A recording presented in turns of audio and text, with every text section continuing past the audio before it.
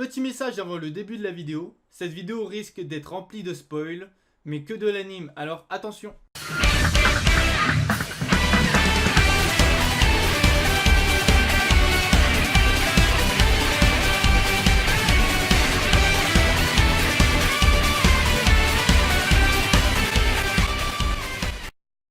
Shoto, mais qui est-ce? Bonjour tout le monde, c'est Shoto, de la chaîne YouTube du collectif Patsushi.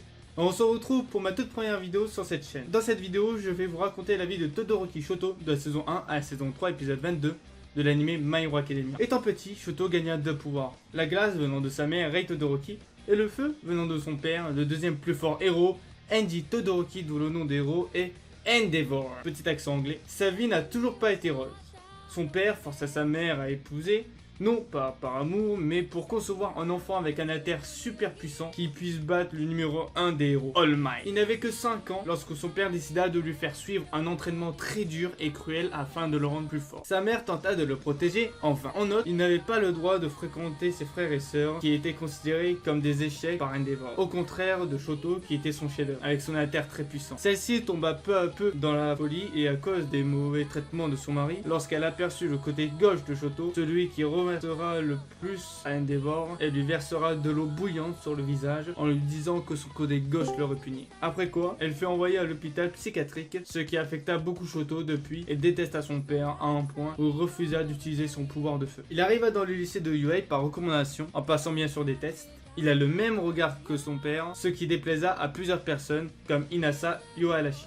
Il réussira le test et entra dans la seconde A. Il sera déjà considéré comme un des plus forts et des plus beaux de sa classe. Arriva au tournoi de Yuei, à la dernière étape, il affronta au combat Izuku dans un 1 contre 1 en quart de finale. Izuku lui fera comprendre comme quoi le pouvoir du feu qu'il détient n'est pas à son père mais le sien. Shoto décida d'utiliser ses pouvoirs de flamme et sa glace contre Izuku, tout en le remerciant. Mais il hésita toujours pour l'utilisation de son pouvoir. C'est en faisant face à son père et en faisant un stage avec lui qu'il ouvrit les yeux et qu'il utilisa pour de bon son pouvoir. Il aida entre-temps Ida Izuku qui se faisait attaquer par Stein, le tueur de héros. Lors de l'examen, il fera équipe avec Momo pour affronter Shota Aizawa. Il améliora son travail d'équipe et gagna le combat de justesse. Puis, vient le jour du camp d'entraînement. Il s'entraîna à utiliser ses deux pouvoirs simultanément. Mais des vilains sont venus attaquer les élèves et aussi capturer Bakugo. Après ça, Bakugo se fera capturer.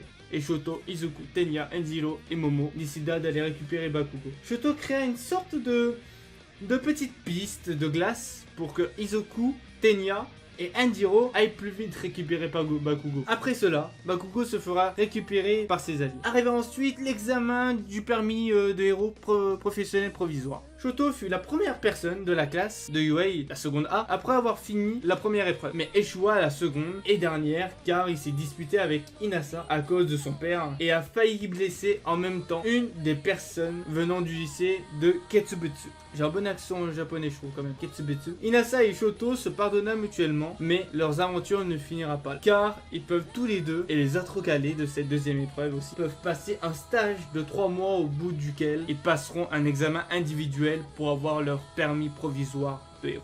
La question qu'on vient à se poser maintenant, c'est est-ce qu'il va réussir ce stage et cet examen? Va-t-il avoir son permis de héros professionnel provisoire ou va-t-il le louper encore une fois? Mais les réponses, on ne les connaîtra que dans encore quelques épisodes, voire saisons. Eh bien, c'est la fin de la vidéo. J'espère qu'elle vous a plu.